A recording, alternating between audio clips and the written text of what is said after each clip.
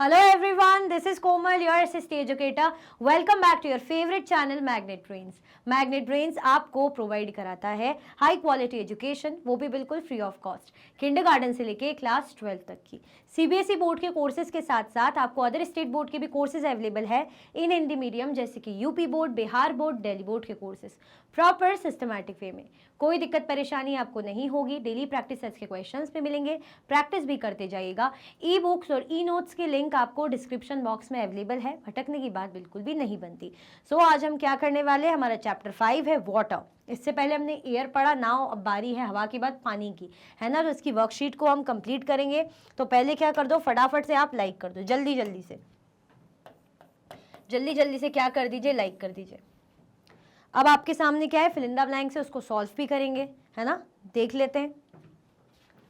Generally the warm ocean currents originate near, है ना। जो गर्म जल धाराएं होती हैं, वार्म ओशन करेंट्स होती हैं, वो किसके पास से ओरिजिनेट होती है, बताओ। गर्म जल धाराएं किसके पास से होते हुए निकलती हैं, बताओ। वार्म ओशन करेंट्स जो होती हैं कहाँ से ओरिजिनेट होती हैं। देखो, गर्म जगह से ओरिजिनेट होगी। जब करेंट्स ही गर्म है, ओशन करेंट्स वार्म है, तो वार्म जगह से निकलेगी। दैट मीन्स किसके पास से निकलेगी, ये हमारा अर्थ है। ये हम क्या बनाते हैं ग्लोब में, इक्वेटर 0 डिग्री पे, है ना। तो यहाँ वाले एरिया से कहाँ से ओरिजिनेट हो रही है, यहाँ से ओरिजिनेट हो रही है। यहाँ से ओरिजिनेट होके पोल्स की तरफ जा रही है, चाहे वो साउथ पोल हो चाहे नॉर्थ पोल हो, है ना। चाहे वो नॉर्थ पोल हो चाहे साउथ पोल हो। तो ये क्या हो जाएगी आपकी वार्म ओशन करेंट्स। तो किसके पास से ओरिजिनेट होती है, इक्वेटर के पास से। क्लियर, ये आपका हो गया ना equator. The ocean bodies and the seas contain dash water. चाहे हम बात करें समुद्रों की, चाहे महासागरों की, ओशंस की बात करें, तो कैसा पानी रहता है इसका, किस तरीके का पानी ये कंटेन करते हैं, बताओ। जो कि हमारे किसी काम का होता ही नहीं है। खूब सारा पानी तो है, लेकिन वो हमारे किसी भी काम का नहीं है। भगवान ने दिया है लेकिन वो किसी काम का नहीं, यही चीज हो गई। कोई नहीं, क्या कर सकते हैं, बताओ। इजी है ये वाला।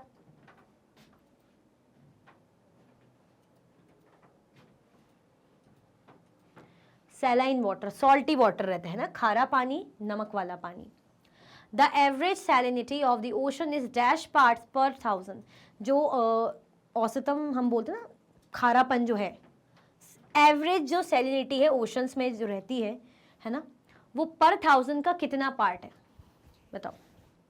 अब आप बोलेंगे मैम ये पढ़ा है क्या चैप्टर में। हाँ, जो ब्लू आपको साइड में बॉक्स में इंफॉर्मेशन दी रहती है ना, उसमें पढ़ा है ये आपने। कितनी रहती, कितने पार्ट रहती 1000 के हिसाब से।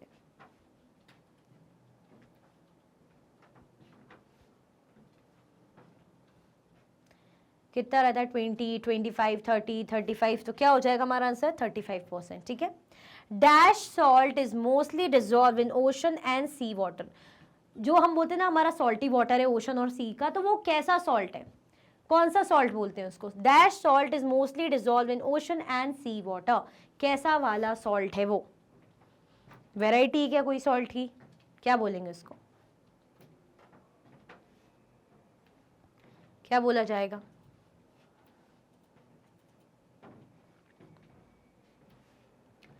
सोडियम क्लोराइड या कॉमन टेबल सॉल्ट, क्या आ जाएगा हमारा आंसर। हमारा आंसर आ जाएगा सोडियम क्लोराइड, है ना। ये वही कॉमन नमक, कॉमन सॉल्ट जो हम यूज करते हैं, खाते पीते हैं, है ना, खाने में डालते हैं, NaCl। Dash are formed when wind scrap across the ocean surface, है ना। क्या फॉर्म होते हैं, जो हवाएं हैं कहाँ जाती, ओशन सरफेस में, है ना। जो समुद्रों के, जो महासागरों के सरफेसेस में क्या करती, स्क्रैप करते हुए जाती, क्या फॉर्म होती है, इसके थ्रू क्या फॉर्म होता है हवा के कारण, बताइए। टाइड्स क्रिएट होती हैं, वेव्स क्रिएट होती है, करंट्स क्रिएट होते हैं।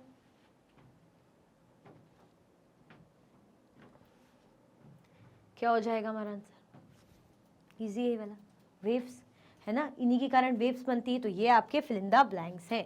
क्लियर, आगे बढ़े, चलो। Now true false. March 22 is celebrated as World Ocean Day. March 22 को हम वर्ल्ड ओशन डे मनाते हैं, है ना, विश्व महासागर दिवस। अच्छा, सही है क्या। सेकंड देख लेते हैं, जब तक आप फर्स्ट सोचो। 3/4 of the earth surface is covered by water. हमारी अर्थ सरफेस का 3/4 जो हिस्सा है किससे कवर्ड है? पानी से, वाटर से कवर्ड है। अच्छा ठीक है भाई, आप बताइए ट्रू है फॉल्स है। The low tides also help in fishing. जो लो टाइड्स होती हैं, है ना, लो लेवल की जो तरंगे होती है, टाइड्स होती हैं, वो फिशिंग के लिए बड़ी अच्छी होती हैं। पता नहीं भाई, आप बताइएगा। High tides help in navigation. High tides में नेविगेशन में बड़े मददगार होती है ना, आपको रास्ता पता करना हो, इधर से उधर जाना हो तो नेविगेशन मिलता है हाई टाइड्स के कारण। ठीक है, पता नहीं। Dead Sea in Israel has salinity of 340 grams per litre of water. जो डेड सी है बहुत ज़्यादा नमक है उसमें, बहुत ज़्यादा नमक है कि इंसान उसमें फ्लोट कर सकता है, तैर सकता है, इतना नमक है। तो उसमें बोला जा रहा है कि 340 ग्राम्स पर लीटर ऑलमोस्ट में नमक हमें। सही है या नहीं बताइए। मैं तो फटाक से आंसर ही रिवील करूंगी, एक्सप्लेन कर ही दिया है क्वेश्चन, है ना। चलो देख लेते हैं। पहला वाला तो हमारा फॉल्स हो जाएगा। वर्ल्ड ओशन डे नहीं मनाया जाता, वर्ल्ड वाटर्स डे हम बोलते हैं। ठीक है, और ये आपके सारे आंसर है। क्लियर। पहला वाला हमने क्या देखा, आपको ही पता है ट्रू है। लो टाइड्स फिशिंग में हेल्प नहीं करती, हाँ, लेकिन जो हाई टाइड है वो नेविगेशन के लिए होती है। फिर हमने क्या देखा, डेड सी वाकई में बहुत ज़्यादा सैलिनिटी होती है, बहुत ज़्यादा खारापन होता है, तो इतने जो 1 ग्राम्स पर लीटर जो है हमें नमक के हिसाब से मिलता है, वाटर के हिसाब से मिलता है। क्लियर, इतना नमक। चलो आगे बढ़े। What happens during low tide. जब तरंगे नीचे रहती हैं, लो रहती हैं, उस टाइम पे क्या होता है? लो टाइड्स के टाइम पे क्या होता है? चलो देखते हैं। During low tide water falls to its lowest level and recedes from the shore. जब लो टाइड रहती है ना, जो है लेवल कम रहता है तरंगों का, टाइड्स का, तो क्या रहेगा, ये अपने बिल्कुल बहुत ही कम स्तर पे रहेगी, बहुत लोएस्ट लेवल पे रहेगी। तो जो किनारे हैं ना, किनारे जो शोर्स हम बोल रहे हैं, वहां से ऐसे नीचे को रहेगी, यानी लोअर लेवल पे। तो ये क्या होती है? लो टाइड, जो सबसे नीचे अपने स्तर पे रहेगी उस टाइम पे। क्लियर, लोएस्ट पॉइंट पे। How are tides cause. Tides जो है कैसे कॉज होती हैं, कैसे बनती हैं? The strong gravitational pull exerted by the sun and the moon on the earth surface causes the tides, है ना।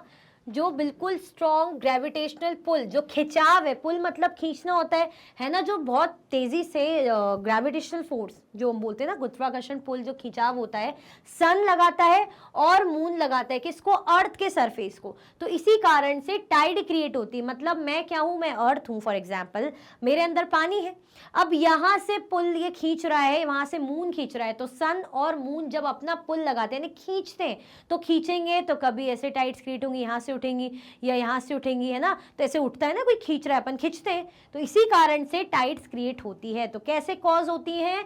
The strong gravitational pull exerted by the sun and the moon. किसके कारण एक्सर्ट हो रही है? या तो सन लगा रहे हैं, तो मून लगा रहे, अर्थ के सरफेस में।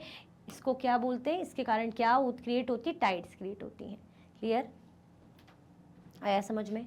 कोई भी कंफ्यूजन, दिक्कत, डर, समस्या नहीं है भाई। चलो, name one warm current and one cold current. एक वार्म करंट का नाम बताना है, एक कोल्ड करंट का एग्जाम्पल बताना है, नाम बताना है। बहुत ईजी है ना। वार्म करंट में हमारी क्या आ जाएगी? पहले तो कोल्ड करंट लिख लेते। कोल्ड करंट में आ जाएगा हमारा लैब्राडोर, बड़ा ही फेमस है ना, लैब्राडोर करंट आ जाएगी।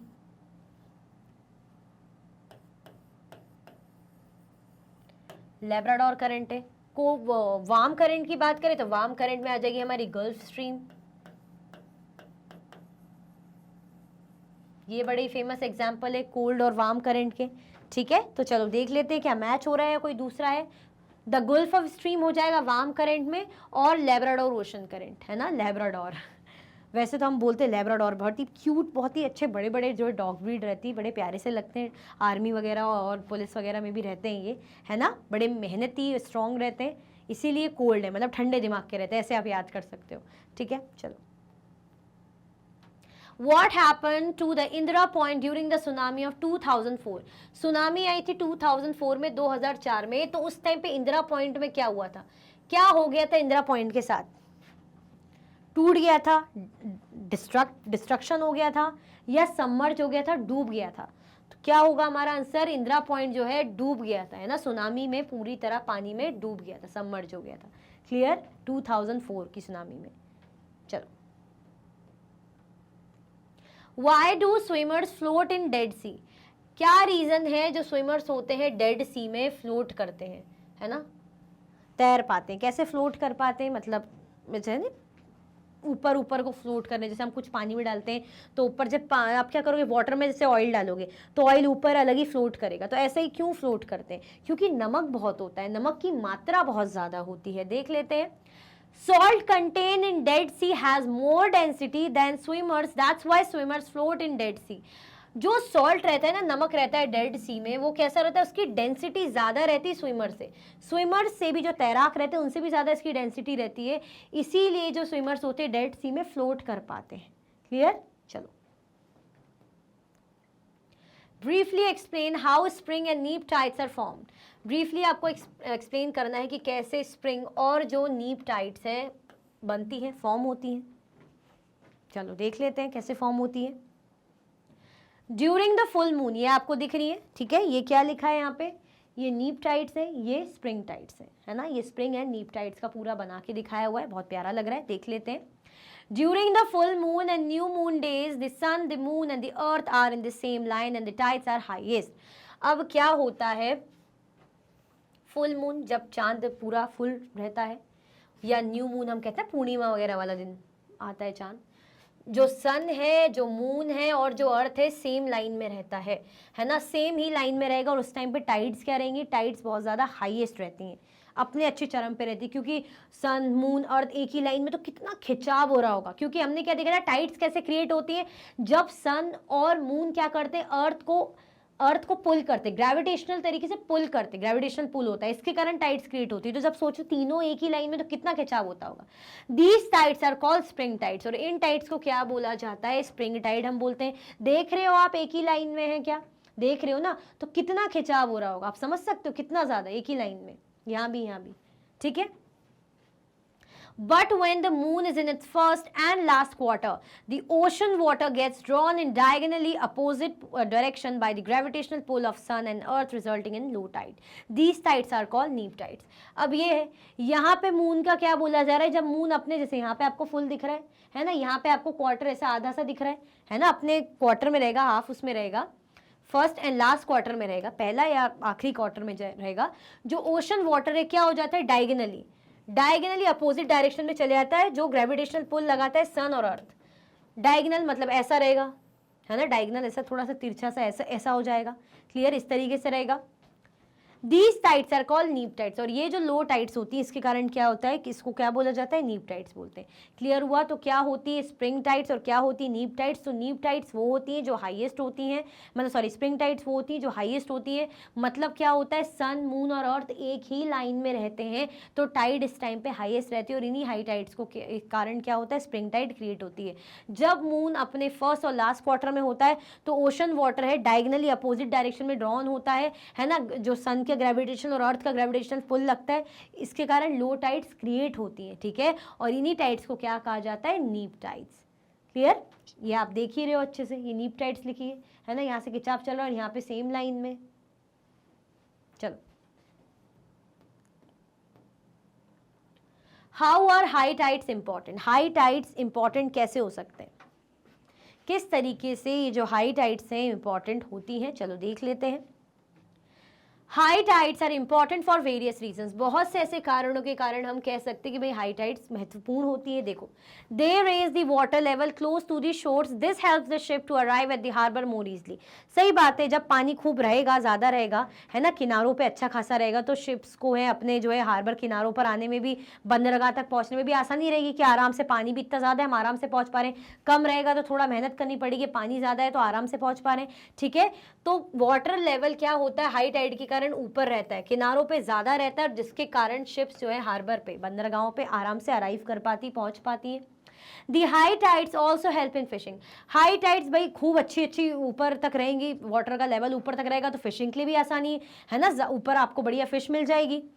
Many more fish come closer to the shore during the high tide. और बहुत सी जो फिश हैं, है ना, हाई टाइड के कारण क्या हो जाती है, किनारों पे ज्यादा आ जाती है, ऐसे आएगी लहरें, मतलब टाइड्स ऐसे आएंगी, तरंगे, और अच्छी ऊंची रहेगी तो फिश काफी सारी मिल पाती है।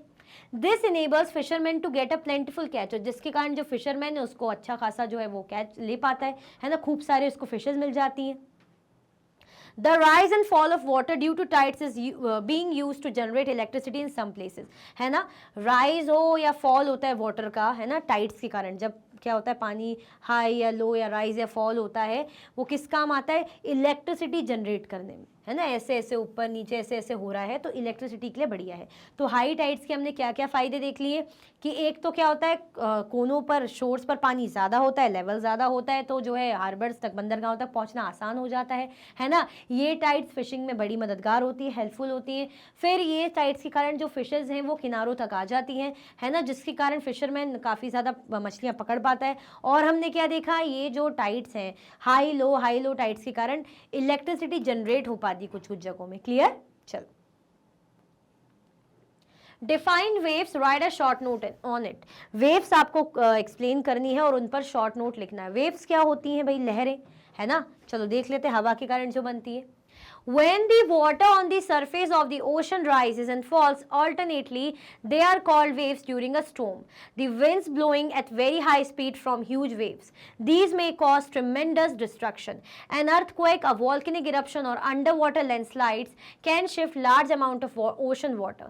As a result, a huge tidal wave called tsunami that may be as high as 15 meter is formed.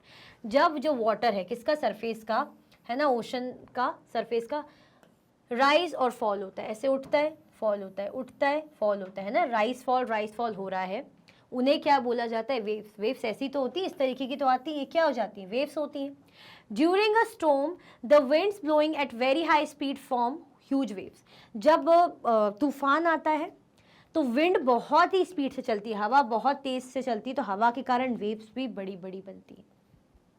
हवा तेज चलेंगी, अच्छी ऊंची ऊंची वेव्स बनती हैं, लहरें बनती हैं। These may cause tremendous destruction, जिसके कारण क्या होता है, बहुत ज़्यादा डिस्ट्रक्शन होता है, तबाही हो जाती है। An earthquake, a volcanic eruption or underwater landslides can shift large amounts of ocean water. जो earthquake होता है ना, वॉल्केनिक इरप्शन या अंडर वाटर लैंडस्लाइड के कारण क्या होता है, ओशन वाटर शिफ्ट होता है। अब जैसे अंदर पानी के अंदर, समुद्रों में, महासागरों के अंदर क्या हो गया, लैंडस्लाइड हो गया, ज़मीन खिसक गई, है ना, या इरप्शन हो गया, वॉल्केनिक इरप्शन हो गया। अब जिसके कारण अंदर कुछ हुआ, जो पानी है एकदम से शिफ्ट होता है, बहुत स्पीड से पानी एक जगह से दूसरी जगह शिफ्ट होता है, जिसके कारण एक बड़ी टाइडल जो वेव है ना, जिसको हम सुनामी बोलते हैं, क्रिएट होती है ना। That may be as high as 15 metre is form. जो कितनी हाई होती है, ऑलमोस्ट 15 मीटर तक हाई होती है, यहाँ पे फॉर्म होती है। क्लियर हुआ? आ रहा है कि नहीं आ रहा समझ में? तो हमें वेव्स के बारे में बताना है। तो बेसिकली वेव्स क्या होती हैं, जब वाटर सरफेस से ऊपर नीचे हाई राइज, हाई और मतलब राइज और low, rise and high and low होता है ऑल्टरनेटिवली। ऑल्टरनेट हो रहा है ना, एक जैसा तो चल नहीं रहा है कि फिर एक जैसा चल रहा है, ऐसा ऐसा हो रहा है, तो इसे क्या बोलते हैं, वेव्स बोलते हैं। जब कोई तूफान आ रहा होता है तो वेव्स क्या होती है, मतलब जो हवा होती है बहुत ही स्पीड से चलती है, और हवा जितनी स्पीड से चलती है वेव्स भी बड़ी बड़ी बनेगी, क्योंकि हवा तेज चलेगी तो बड़ी बड़ी वेव्स अपने साथ बनाएगी। कई बार ऐसा होता है कि अंडर वाटर, ओशन वाटर के अंदर, जैसे वॉल्केनिक इरप्शन हो गया, लैंडस्लाइड हो गया, तो जो पानी है ओशन का शिफ्ट होता है, पानी शिफ्ट होता है, जिसके कारण एक बड़ी सी वेव आती है और सुनामी होती है ना। बड़ी वेव आएगी तो खूब सारी बाढ़, सुनामी सी आएगी, और सुनामी कितनी, ऑलमोस्ट 15 मीटर तक हाई हो सकती है। और ऐसी सुनामी क्या लेकर आती, बहुत बर्बादी लेकर आती, डिस्ट्रक्शन। क्लियर? चलो, give brief note on tsunami. Tsunami पर आपको एक छोटा सा एक नोट लिखना है, ब्रीफ नोट लिखना है। चलो लिखते देखते। Tsunami is a Japanese word that means harbour waves. Harbour हम बोलते हैं बंदरगाह टाइप की, तो हार्बर वेव्स कहते हैं, किनारों पर ही आ जाती है, क्योंकि कोस्टल एरियाज पे तो बहुत ज़्यादा रिस्क रहता है ना। तो ये एक जापानीज वर्ड है। सुनामी क्या है, एक जापानीज वर्ड है जिसका मतलब ही होता है harbour waves. As the harbours get destroyed whenever there is a tsunami, क्योंकि जब भी सुनामी आती है तो हार्बर सबसे पहले बर्बाद होते हैं, डिस्ट्रॉय होते हैं, तबाह हो जाते हैं। An earthquake, a volcanic eruption और under water landslide can shift large amount of ocean water. देखो, ओशन वाटर किन रीजन से शिफ्ट हो सकता है, क्या क्या रीजंस हो सकते हैं, जो समुद्र का पानी, महासागरों का पानी शिफ्ट हो रहा है, मूव हो रहा है, तो क्या रीजन हो गए, या तो अर्थक्वेक के कारण, अर्थक्वेक, वॉल्केनिक इरप्शन और अंडर वाटर लैंडस्लाइड, है ना। इन कुछ रीजंस के कारण हम क्या कह सकते हैं, इन कुछ रीजंस को हम कह सकते हैं कि भाई हाँ, ओशन वाटर शिफ्ट हो रहा है। As a result, a huge tidal wave called tsunami that may be as high 15 metre is formed. अब क्या होता है, इस ऊपर अच्छी टाइडल वेव के कारण, ऊंची टाइडल वेव के कारण जो सुनामी है क्रिएट आती है, सुनामी क्रिएट होती है. जो वेव्स आएगी बड़ी तो सुनामी आएगी. That may be as high as 15 metre, जो कितनी ऊंचाई तक हो सकती है, 15 मीटर तक जो ऊंची हो सकती है. ठीक है. The largest tsunami ever measured was 150 metre high. जो सबसे ज़्यादा ऊंची सुनामी मेजर की गई है, कितनी ऊंची थी, हम तो बोल रहे हैं कि एज हाई 15 मीटर, यहाँ पे कितनी 150 मीटर हाई. बाप रे. These waves travel at a speed of more than 700 kilometre per hour. ये जो वेव्स है ट्रेवल करती हैं स्पीड से, है ना, लगभग 700 किलोमीटर से भी ज़्यादा स्पीड से ट्रेवल करती हैं. The tsunami of 2004 caused widespread damage in the coastal areas of India. है ना, एक बार सुनामी आई थी लगभग 2004 में, जिसने इंडिया के कोस्टल एरियाज में, है ना, तटीय क्षेत्रों में, जो समुद्र के किनारे वाले एरियाज थे इंडिया के, वहाँ पे बहुत ज़्यादा तबाही हुई थी, डिस्ट्रक्शन हुआ था. The Indira Point in the Andaman and Nicobar Islands got submerged and after the tsunami.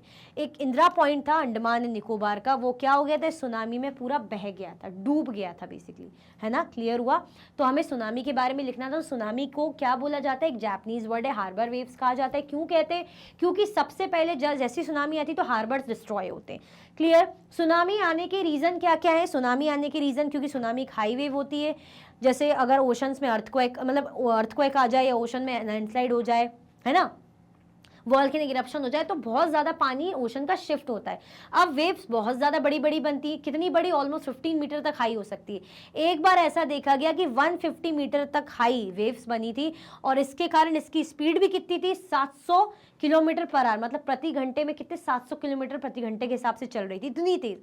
एक बार सुनामी आई थी 2004 में, तो इंडिया के कोस्टल एरियाज को उसने डैमेज कर दिया था ऑलमोस्ट. अगर हम कहें अंडमान एंड निकोबार का इंदिरा पॉइंट को डुबा दिया था.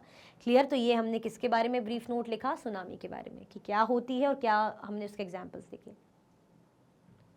Briefly explain the importance of water. Water की इंपॉर्टेंस आपको एक्सप्लेन करनी है. बहुत इंपॉर्टेंस है पानी की, तो भर भर के इंपॉर्टेंस है. चलो देखते हैं. Water is life line of human beings. भाई ह्यूमन बींग्स की तो क्या होती है, वाटर लाइफ लाइन होती है ना, ज़रूरी होती है. इट्स स्कैर्सिटी में क्रिएट्स न्यूमरस प्रॉब्लम्स. अगर पानी की कमी हो जाए तो पानी की कमी बहुत सी दिक्कतों को बढ़ा सकती है. But its absence would definitely lead to non existence of all living beings on the earth. देखो, अगर कमी है तो कमी होने के कारण क्या होगा, नॉन एग्जिस्ट, मतलब प्रॉब्लम्स होगी, है ना. लेकिन अगर इसका एब्सेंस है, बिल्कुल है ही नहीं, पानी ही नहीं है, तो क्या हो जाएगा, लिविंग बींग्स, मतलब लाइफ पॉसिबल ही नहीं है. हम क्या कह रहे हैं ना, हमारी लाइफ लाइन है ऑब्वियसली, कम है, कमी होती तो प्रॉब्लम होती, पानी की कमी होती, लेकिन पानी बिल्कुल ही ना रहे, एब्सेंट, नील, तो फिर लाइफ एग्जिस्ट करना पॉसिबल ही नहीं है, लाइफ होगी नहीं. It is a precious resource of the nature. भाई नेचर का एक बहुत ही कीमती जो है संसाधन है, रिसोर्स है. We drink water whenever we feel thirsty. We use water in numerous activities such as washing clothes, cleaning house floors, watering garden, etc. Industries also need water for their functioning. Thus, water is very essential for human beings and must be conserved. है ना. पानी की importance ज़्यादा deep तो समझाने की मुझे नहीं लगता ज़रूरत है.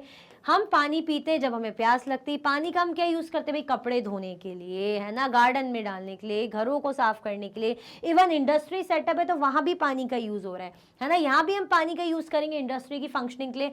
इसीलिए हम कह सकते हैं ह्यूमन बींग्स के सर्वाइवल के लिए, है ना, पानी बहुत ज़्यादा मस्ट है, इंपॉर्टेंट है, और इसे कंजर्व करने की, है ना, संभाल के रखने की, मतलब संभालते हुए चलने की बहुत ज़्यादा ज़रूरत है. क्लियर. और वाटर की इंपॉर्टेंस या रिसोर्सेज की इंपॉर्टेंस तो आपको पता ही है, इसको इतना ज़्यादा बहुत लेंदी वे में एक्सप्लेनेशन की जरूरत है भी नहीं. Explain water cycle with a neat and label diagram. Water cycle explain करना है आपको proper neat and clean label diagram के साथ, है ना. हमने जब चैप्टर स्टार्ट करा था, चैप्टर के फर्स्ट पेज में ये डायग्राम बना हुआ था. चलो देख लेते हैं. ये देखो ऐसा बना हुआ था. The sun's heat causes evaporation of water vapor. अब क्या होता है, ये जो पानी है ना तालाबों में, नदियों में, evaporation, भाप बन के उड़ता है पानी. ये क्या हो रही है,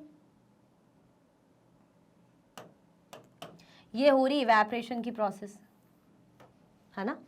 भाप बन के पानी उड़ेगा, ऊपर जा रहा है ना, ये देखो.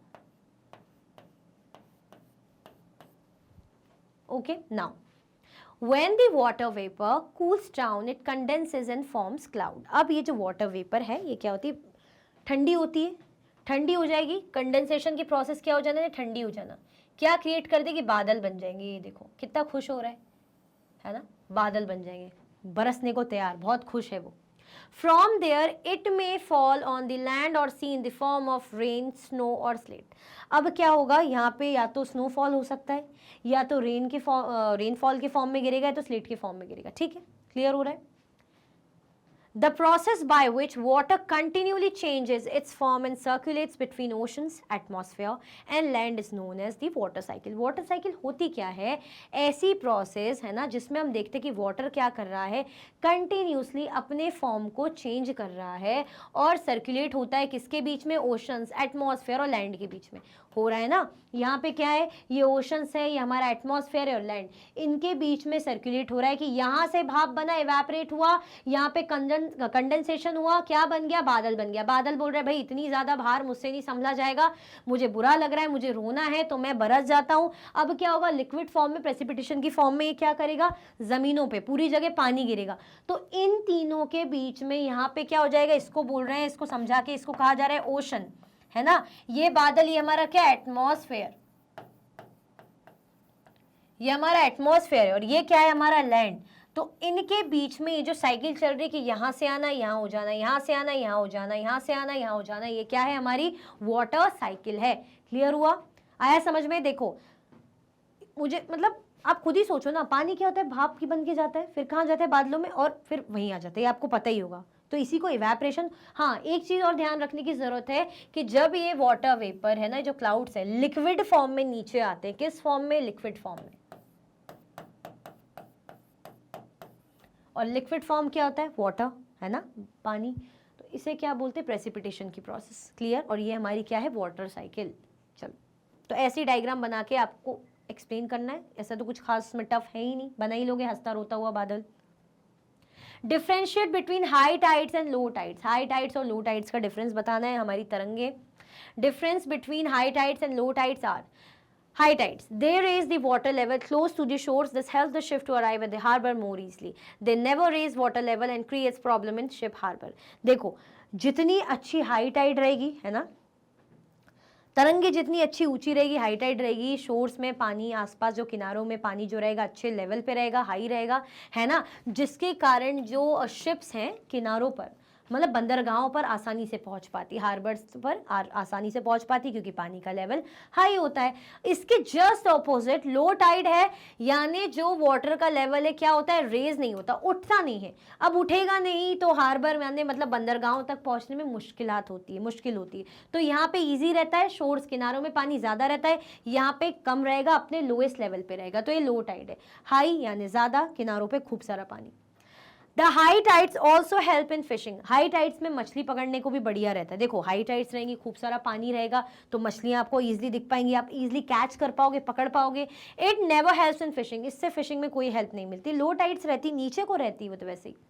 The rise and fall of water due to tides is being used to generate electricity, है ना, जिस तरीके से पानी ऊपर नीचे होता रहता है, टाइड ऊपर नीचे होती है, तो ये किसके लिए सही रहती है, इलेक्ट्रिसिटी, बिजली को जनरेट करने के लिए सही रहता है।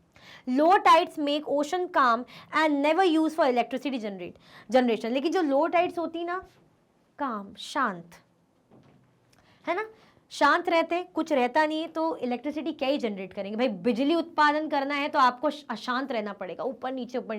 अब आप बिल्कुल काम एंड कंपोज हो, तो कहाँ से आप बिजली जनरेट करोगे, तो ये जस्ट ऑपोजिट। ठीक है, आगे बढ़े, चलो। अब फिर से डिफरेंशिएट पूछ रहे हैं आपसे, differentiate between warm ocean currents and cold ocean current. ये बढ़िया लगती है मुझे, है ना, लैब्राडोर और गल्फ ऑफ स्ट्रीम हमने पढ़ी थी। वार्म ओशन करेंट्स, है ना, जो इक्वेटर से ओरिजिनेट होती है और पोल्स की तरफ जाती है। कोल्ड ओशन करेंट्स जो पोल से जनरेट होती है और लोअर लैटिट्यूड्स की तरफ जाती है, इक्वेटर्स की तरफ जाती है। ठीक है, चलो देख लेते हैं। मैं आपको डायग्राम मतलब ऐसे फॉर्म में भी बता दूंगी, अच्छे समझा दूंगी। देखो, it originates near the equator. अब अगर मैं यहाँ पे बना दूं आपको, चलो इसको हटा दूं, अभी मैं इसको हटा ही देती हूँ, यहाँ पे समझा देती हूँ। देखो ये हमने बना लिया, इसके लिए बना देती हूँ और ये इसके लिए बना देती हूँ, है ना। ये हो जाएगा हमारा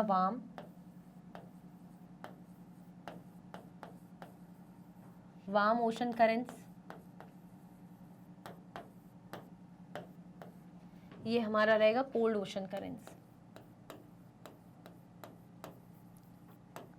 पहले इसको देख लो, उसके बाद फिर रीड कर लेंगे। सबसे पहले पोल्स बना लेते हैं। ये हमारा नॉर्थ पोल है, ये हमारा साउथ पोल है, और ये बीच में हमारा इक्वेटर है, ठीक है, 0 डिग्री। ये भी हमारा इक्वेटर 0 डिग्री। ये हमारा नॉर्थ पोल है, हमारा साउथ पोल है। वार्म करंट्स की बात हो रही, तो वार्म करंट्स क्या होते हैं ना, इक्वेटर के पास से ओरिजिनेट होते हैं। देखो रेड से बना दे इसको, चलो यहां से ओरिजिनेट होंगे और पोल्स की तरफ जाएंगे। पोल्स तो हमारे पास मैम दोनों तरफ है, तो हाँ जी, ऐसा नहीं कि सिर्फ नॉर्थ पोल की तरफ जाएगा, साउथ नहीं, दोनों ही साइड जाएगा, इक्वेटर से होते हुए दोनों ही पोल्स की तरफ जाता है। ये हमारी वार्म करंट्स होती है। अब क्यों होती है वो अभी देखते हैं। देखो क्योंकि सन है ना, सन की डायरेक्ट रेज यहाँ पे पड़ती है इक्वेटर के पास, इस एरियाज में। यहाँ का एरिया कैसा रहता है, गर्म रहता है। अब कोई भी चीज़ गर्म जगह से ओरिजिनेट हो रही, निकल रही, तो ऑब्वियसली वो गर्म ही रहेगी ना, तो इसलिए ये हो जाती है हमारी warm ocean currents. Now cold तो ठंडी, तो इसको बना लेते हैं ब्लू कलर से ही, ठीक है। अब यहाँ क्या रहेगा, यहाँ पे ऐसा रहेगा कि ठंडी है, तो सन की रेज यहाँ पे, पहले सन भी बना ही लेती हूँ, कैसी पड़ेगी, तिरछी पड़ती, मुश्किल से पहुँच पाती है ना। अब स्लैंट हो जाती, तिरछी हो जाती, सन की रेस कम है, तो कैसा रहेगा वो इलाका, ठंडा रहेगा। ठंडा रहता है तो यहाँ से जो रेज आती है, ये जो मतलब वेव करंट्स आती हैं, कैसी रहेंगी, कोल्ड रहेंगी, ठंडी रहेंगी। तो ये हमारी कोल्ड है, यानी जो पोल से होते हुए इक्वेटर यानी लोअर लैटिट्यूड्स की तरफ आती हैं, वो हमारी कोल्ड ओशन करंट्स होती हैं। अब इक्वेटर की तरफ पोल से आ रही, तो चाहे नॉर्थ पोल से इक्वेटर की तरफ आए, चाहे साउथ पोल से इक्वेटर की तरफ आए, ये हमारी कोल्ड ओशन करंट्स है। क्लियर। अब इनके अच्छे खासे एग्जाम्पल अभी हमने पढ़ा भी था, शॉर्ट क्वेश्चन एक आया था, तो इसका हो जाएगा द गल्फ ऑफ स्ट्रीम, और ये हो जाएगा लैब्राडोर, ठीक है। तो ये हमारी वार्म है, ये कोल्ड है। क्लियर हुआ, आया समझ में। अब इसको रीड करते हैं, चलो। It originates near the equator and moves towards the pole. अभी मैंने बताया इक्वेटर के पास से ओरिजिनेट होती है और पोल्स की तरफ जाती है। पोल्स हमारे दोनों तरफ है, पार्शियलिटी नहीं होनी चाहिए, दोनों ही पोल्स की तरफ जाएगी, नॉर्थ और यहाँ पे साउथ। ये क्या होता है, it carries water from polar और हायर लैटिट्यूड्स टू ट्रॉपिकल और लोअर लैटिट्यूड्स। ये पोलर रीजन से, ठंडे इलाकों से, ठंडे जो लैटिट्यूड से, ऊपर के लैटिट्यूड से लेकर लोअर लैटिट्यूड्स की तरफ आते हैं, है ना। ऊपर के लैटिट्यूड चाहे साउथ से, साउथ पोल से आए इक्वेटर की तरफ, चाहे नॉर्थ पोल से आए इक्वेटर की तरफ, ठीक है, इसलिए ठंडी होती है। It brings warm temperature over land surface. यहाँ पे ऐसा होता है कि जिस भी एरिया से वार्म करंट्स गुजरेगी ना, वहां का तापमान भी गर्म होगा, ठीक है। जैसे फॉर एग्जांपल यहाँ गर्मी है, तो वार्म ओशन करंट्स जाएगी, तो यहाँ गर्मी है, टेम्परेचर ज्यादा रहेगा। ऐसे इलाके जहां पे कोल्ड ओशन करंट गुजर रही, तो वहां पे टेम्परेचर कोल्ड रहेगा, कम रहेगा। The Labrador ocean current is cold current. The gulf stream is a water warm current. Gulf stream किसका एग्जाम्पल है, वार्म करंट का एग्जाम्पल है ना। यहाँ पे क्या होगा कि टेम्परेचर जो सरफेस का है कोल्ड रहेगा। क्लियर हुआ। तो ये हमारे डिफरेंसेस है, ठीक है। मतलब जहां से वार्म करंट जाएगी गर्म, जहां से कोल्ड करंट गुजरेगी वहां पे ठंडा। चलो,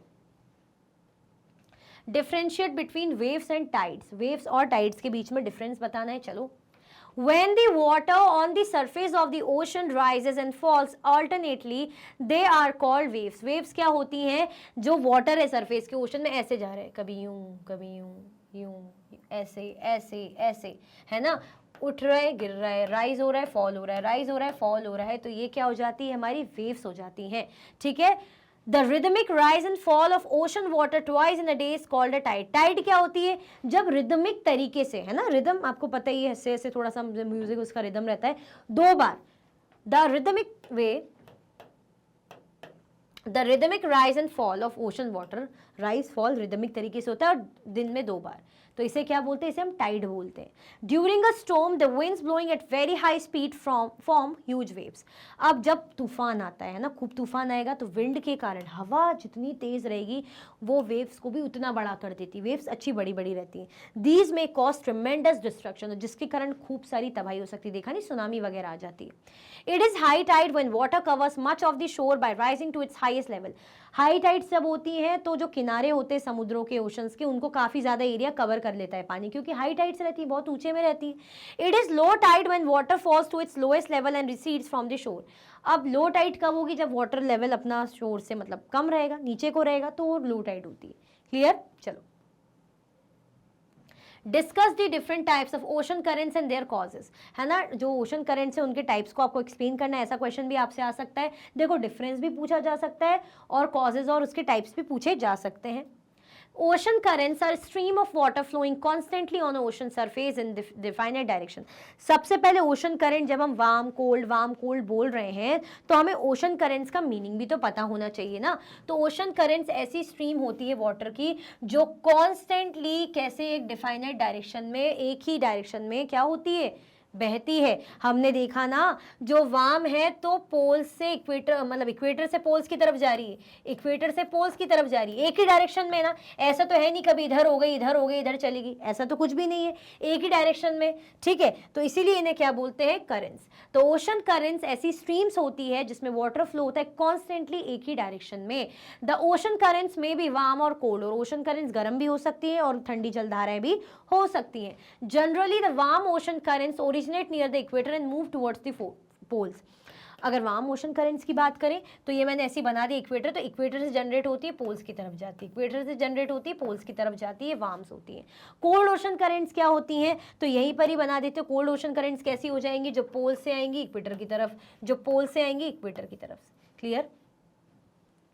The cold currents carry water from polar or higher latitudes to tropical or lower latitudes. The Labrador ocean current is a cold current while the Gulf Stream is a warm current. The ocean current influence the temperature condition of the area. Warm current bring about warm temperature over land surfaces. हमने अभी discuss भी किया था जब difference पढ़ रहे थे कि जैसी करंट रहेगी, चाहे वार्म हो चाहे कोल्ड हो, वो टेम्परेचर को अफेक्ट करेगी कि टेम्परेचर कैसा रहेगा उस इलाके का।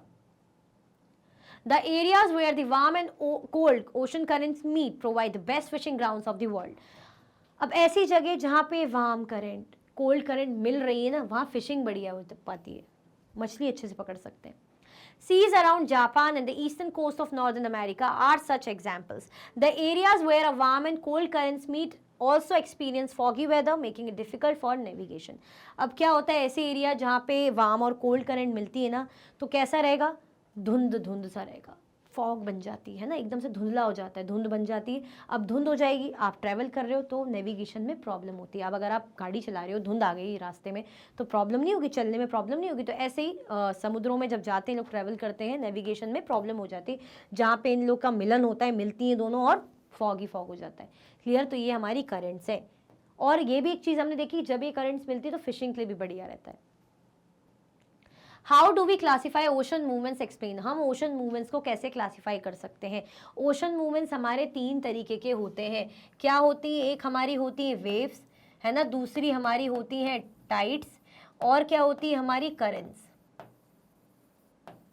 इन कुछ तरीके से हम क्या कर सकते हैं, ओशन के मूवमेंट्स को डिफाइन कर सकते हैं। ओशन क्या कर रहा है, मूव कर रहा है ओशन का वाटर। चलो देखते हैं। The movement that occur in oceans can be broadly classified, categorized into waves, tides, and currents. When the water on surface of the ocean rises and falls alternately, they are called waves. है ना, यही है, types वही है, और इनको हम individually भी पढ़ रहे हैं तो ज़्यादा डीपली एक्सप्लेन नहीं करूँगी, बस एक रीड करूँगी कि जब वाटर सरफेस ऑल्टरनेट से, मतलब ऐसे ऐसे होता है ना, हाई राइज हाई और लो होता है ऑल्टरनेटिवली, तो वो क्या कहलाती हैं, वेव्स होती हैं। During a storm the winds blowing at very high speed form huge waves, they may cause tremendous destruction. An earthquake, a volcanic eruption और under water landslide can shift large amounts of ocean water. कई बार क्या होता है, जैसे समुद्रों के या oceans के अंदर लैंडस्लाइड हो जाए, वॉल्केनिक इरप्शन हो जाए या कहीं अर्थक्वेक हो जाए, तो ये जो ओशन का पानी है एकदम से शिफ्ट होता है, जिसके कारण मास डिस्ट्रक्शन हो सकता है, सुनामी वगैरह आती है। The rhythmic rise and fall of ocean water twice in a day is called tide. Tide क्या होती है, जब रिदमिक तरीके से ओशन वाटर राइज फॉल होता है, उसे टाइड कहते हैं, और दिन में 2 बार होता है। It is high tide when water covers much of the shore by rising to its highest level. It is low tide when water falls to its lowest level and recedes from the shore. High tide कब रहेगी, जब किनारों पे पानी ज़्यादा रहेगा। Low tide कब रहेगी, जब किनारों से पानी कम रहेगा, बहुत ही निचले लेवल पे रहेगा। ठीक है, चलो। ओशन करंट्स ऐसी करंट्स होती हैं जो थ्रू आउट द ईयर एक ही डायरेक्शन में, मतलब हमेशा एक ही डायरेक्शन में हमें दिखेगी, है ना, डिफाइनेट डायरेक्शन में जो बहती हैं। जैसे वार्म होती है और कोल्ड होती है। वार्म क्या होती हैं, जो इक्वेटर से ओरिजिनेट होती है, पोल्स की तरफ जाती हैं। कोल्ड करंट क्या होती है, जो पोल से ओरिजिनेट होकर, मतलब हायर लैटिट्यूड से ओरिजिनेट होकर लोअर लैटिट्यूड्स की तरफ आती हैं। ठीक है, क्लियर हुआ? चलो, explain the occurrence of tsunami and it's effects. Tsunami कैसे अकर होती है और उसके क्या इफेक्ट्स है, मतलब क्या उसका असर रहेगा। भाई असर तो रहता है, सुनामी जब आती है तो बहुत ही खतरनाक तरीके से आती है, तो वही उसके इफेक्ट्स बताने और कैसे अकर होती है उसको एक्सप्लेन करना है। Tsunami is a Japanese word that means harbour waves. देखो सुनामी का जो सुनामी है जापानीज वर्ड है जिसका मतलब होता है हार्बर वेव्स। हम इसे हार्बर वेव्स क्यों बोलते हैं, क्योंकि जब भी सुनामी आती है तो सबसे पहले बंदरगाह ही डिस्ट्रॉय होते हैं, है ना। Whenever there is tsunami harbours get destroyed firstly. During a storm, the winds blowing at very high speed form huge waves. These may cause tremendous destruction. जब हवा बहुत तेज चलती है, बहुत स्पीड से चलती है, तो हवा ये जो वेव्स हैं इनको भी ऊंचा ऊंचा कर लेती है, बड़ी बड़ी ऊंची ऊंची वेव्स बनती हैं. An earthquake, a volcanic eruption or underwater landslide can shift large amount of ocean waters. अब क्या होता है, ओशन वाटर कैसे शिफ्ट कर पाता है, जैसे कहीं अर्थक्वेक आ गया या वॉल्केनिक इरप्शन हो रहा है या अंडर वाटर लैंडस्लाइड हो रहा है, ठीक है। अब पानी शिफ्ट हुआ यानी बहुत बड़ी वेव बनी और ये बड़ी वेव क्या होती है, सुनामी होती है, जो कितनी हाई हो सकती है, ऑलमोस्ट 15 मीटर तक हाई हो सकती है. The largest tsunami ever measured was 150 metre high. जो सबसे बड़ी सुनामी मेजर की गई वो कितनी ऊंची थी, 150 मीटर तक ऊंची थी और कितनी स्पीड से ट्रेवल करी थी, 700 किलोमीटर प्रति घंटे की रफ्तार से, है ना, 700 किलोमीटर पर आवर की स्पीड से हवा चल रही. तो अब आप सोच लो कितनी खतरनाक होगी, है ना. ये हमने देखा था ना कि ऐसे आती कोस्टल एरियाज में, देखो समुद्र के पास वाले इलाके सब डूब गया, कार वार घर सब के सब डूबे हुए हैं, है ना, तो इतनी खतरनाक होती है. The tsunami of 2004 caused widespread damage in the coastal areas of India. The Indira Point in the Andaman and Nicobar Island got submerged after the tsunami. सही बात है, 2004 में सुनामी ने क्या करा था, बहुत ज़्यादा डैमेज लेकर आई थी इंडिया में, है ना, बहुत डैमेज हुआ था इंडिया के कोस्टल एरियाज में. आप देख ही रहे हो कितनी तबाही मचा दी है. और अंडमान निकोबार का इंदिरा पॉइंट जो था वो तो मतलब डूब ही गया था पानी में, ठीक है. चलो आपका लास्ट क्वेश्चन है, केस बेस्ड क्वेश्चन देख लेते हैं. The strong gravitational pull exerted by the sun and the moon on the earth's surface causes the tides. Tides कब होती है, जब खिंचाव होता है ना, सन हो या मून हो, अर्थ को क्या करती, पुल करती, खींचती है, ग्रेविटेशनल पुल होता है तो टाइड्स क्रिएट होती हैं. The water of the earth closer to the moon gets pulled under the influence of the moon's gravitational force and causes high tide. अब क्या होता है, जब पानी होता है ना अर्थ का, किसके करीब होता है, मून के करीब होता है. मून क्या करता है, पुल करता है, उसको खींचता है ग्रेविटेशनल फोर्स के कारण. इससे क्या क्रिएट होती है, हाई टाइड, है ना, हाई टाइड बनती है. During the full moon and new moon days, the sun, the moon and the earth are in the same line and the tides are highest. जब फुल मून हो रहा होता है या न्यू मून डेज होते हैं तो मून और अर्थ क्या होता है, सेम लाइन में होते हैं, सेम लाइन में रहेंगे तीनों. अभी हमने देखा भी था जब नीप टाइड्स और स्प्रिंग टाइड्स पड़ रहे थे, तो इसके कारण हाई टाइड्स क्रिएट होती हैं. अब आप सोचो ना, वैसी ग्रेविटेशनल पुल है, खिंचाव है और एक ही लाइन में. These tides are called spring tides. But when the moon is in its first and last quarter, जब मून अपने फर्स्ट और लास्ट क्वार्टर में होता है, क्योंकि मून आपने देखा है एक दिन कंप्लीट रहेगा, कुछ दिन बाद फिर वो आधा आधा ऐसे होते होते ऐसा होता है, बनता है चांद, है ना. The ocean water gets drawn in diagonal opposite direction. जो ओशन वाटर है वो ऐसा टेढ़ा सा हो जाता है, डायगोनल सा अपोजिट डायरेक्शन में से चले आता है कि खिंचाव वहां से हो रहा है, यहाँ से तिरछा हो रखा है, ऐसे हो जाता है. By the gravitation pull of the sun, क्योंकि जो सन है और मून है अपना पुल लगा रहे हैं, खिंचाव लगा रहे हैं, ठीक है, जिसके कारण जो टाइड्स हैं वो लो रहती है, नीचे मतलब कम स्तर वाली जो टाइड्स रहती है, और इन टाइड्स को क्या कहा जाता है, नीप टाइड्स. क्लियर. चलो ये हमने पैसेज रीड कर लिया है. राइट अबाउट नीप टाइड्स. नीप टाइड्स के बारे में लिखना है, तो अभी हमने पढ़ा था कि ये नीप टाइड्स होती हैं, तो यहाँ से आप लिख सकते हो when the moon on in its first phase, first and last quarter, ठीक है. When the moon is in first and last quarter, the ocean water gets drawn in diagonally opposite directions by the gravitational pull of sun and moon, resulting in low tides, and these tides are called neap tides, है ना. How high tides caused? High tide कैसे cause होती है, कैसे cause होती है, अभी हमने पढ़ा था हाई टाइड, ये वाला पोर्शन, ये हम लिख सकते हैं, है ना. चलो, the strong gravitational pull exerted by the sun and the moon on the earth's surface causes the tides. The water of the earth closer to the moon gets pulled under the influence of the moon's gravitational force and causes high tide. ठीक है, उससे ही देख के बताना है, पीछे से passage से, है ना. चलो, इसी के साथ इस चैप्टर की वर्कशीट एंड होती है. कोई भी डाउट होगा कमेंट सेक्शन में ज़रूर बताइएगा. अगर आप और भी वीडियो के लेक्चर्स देखना चाहते हैं, मैग्नेट ब्रेन्स के यूट्यूब चैनल, एप्लीकेशन, वेबसाइट पे आप देख सकते हैं. ई नोट्स और ई बुक्स के लिंक आपको डिस्क्रिप्शन बॉक्स में अवेलेबल है. ये सारे के सारे हाई क्वालिटी के कोर्सेज हैं, 100% फ्री आपको अवेलेबल रहते हैं. ये प्लेटफॉर्म पर भी आप हमें फॉलो कर सकते हैं. तो लाइक शेयर सब्सक्राइब करना बिल्कुल भी ना भूलें. अपना ख्याल रखें. Thank you so much for watching.